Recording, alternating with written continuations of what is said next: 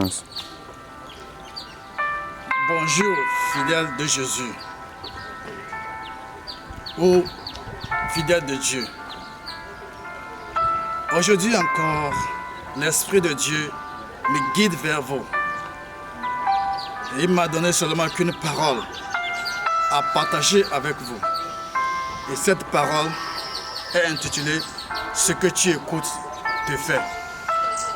L'homme ne deviendra que ce qu'il écoute. Qu'est-ce que tu écoutes actuellement? Dieu veut que nous écoutons uniquement que sa parole, car sa parole édifie et sa parole vivifie.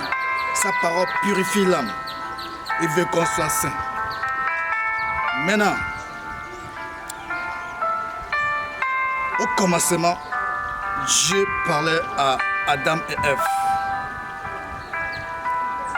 Par la suite, Satan est venu, celui qu'on appelle Séraphin, l'ange de lumière, qui s'est descendu sur la terre à cause de ses péchés, a décidé de détruire les relations entre Dieu et l'homme. Et en passant par la femme, ceci a fait que la femme a écouté autre voix que celui de Dieu. Quand la femme a écouté autre voix que celui de Dieu, ça a transformé sa personnalité. Ainsi, l'homme a écouté la femme. Et la femme et l'homme aussi s'est transformé. Et cela a entraîné, cela a fait plutôt que la femme, ou bien l'homme et la femme ne sont plus les enfants de Dieu. Parce qu'ils écoutent autre pensée, autre voix.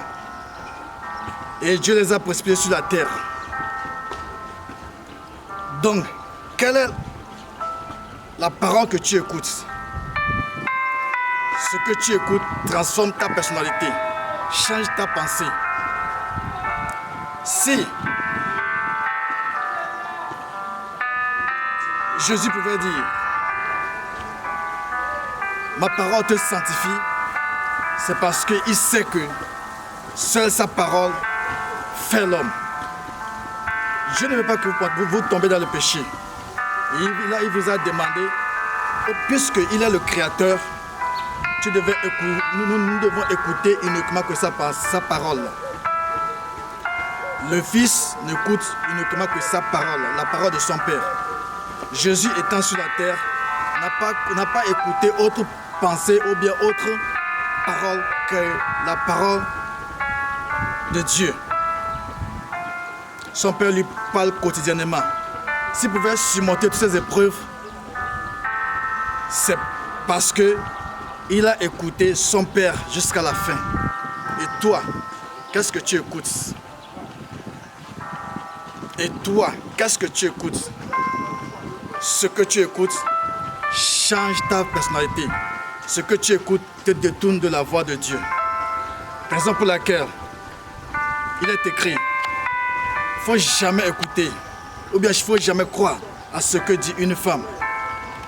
Car ce que dit une femme, car les femmes cherchent uniquement que des moyens. Il ne faut jamais écouter, ou bien il ne faut jamais croire à ce que dit une femme. Car les femmes cherchent seulement que des moyens. Si Adam n'avait pas écouté Ève, il n'aura pas de problème. C'est parce que Adam a écouté Ève que nous avons tous eu des problèmes aujourd'hui. Ce problème vient de la personne que tu as écoutée. Aujourd'hui, nous sommes à l'église. Nous écoutons des paroles. Nous écoutons des pasteurs. Est-ce que eux tous prêchent Dieu, prêchent la parole vivante? La parole te nourrit ton esprit. Si vous écoutez, si vous allez dans les églises en église et que vos vies ne changent pas, c'est parce que vous écoutez la chair. Et la chair donne uniquement que la mort. La parole vivante sanctifie. Car il est écrit, en vérité, je vous le dis, la lettre tue et l'esprit vivifie. La lettre R, ça veut dire renseignement et information. Vous avez des gens aujourd'hui qui vous disent l'information, qui vous disent des renseignements. Ils envoient des gens des entreprises en entreprises, de maison en maison, de lieu en lieu, pour avoir l'information, pour venir prêcher. Ceux qui n'honorent pas Dieu, ce qui vient de la chair est chair et ce qui vient de l'esprit est esprit. Si tu es calé à l'esprit, tu vivras. Si tu es calé à l'esprit, ton âme serait sanctifiée. Parce que seule la parole vivifie. En dehors de la parole, autre parole qui ne demande pas de celui de Dieu, ou bien qui ne demande pas de Dieu, tue l'esprit. Donc, si vous courez, sachez comment courir. Si vous courez, sachez comment courir. Parce que ce n'est pas toute chose qu'il faut écouter. Si Abraham n'avait pas écouté Sarah, on n'aura pas les musulmans aujourd'hui. On n'aura seulement que des chrétiens. Mais comme Abraham a écouté aussi Sarah, voilà ce qui s'est passé. Et quand Agar a fait Ismaël et que les problèmes sont venus, Sarah demande à Abraham de chasser Agar. Parce que Agar désobéit à sa maîtresse. Et quand cela est difficile à Abraham, Dieu l'a demandé, puisque tu as écouté à Sarah, écoute-le encore et tu cherches Agar. Tu vois? Donc, si tu n'as pas écouté autre voix que la voix de Dieu, je parie que tu n'auras pas ces problèmes aujourd'hui. Mes soeurs et mes frères, cherchez par voies et moyens à prêcher l'esprit dans l'église.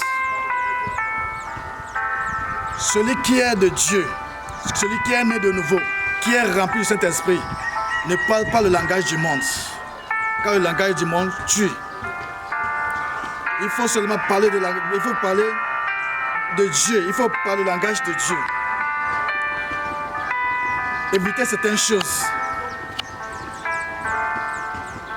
L'homme ne meurt non pas parce que l'homme meurt, non pas parce que on l'a fusillé, non, mais parce qu'il écoute aussi les paroles qui n'émanent pas de Dieu.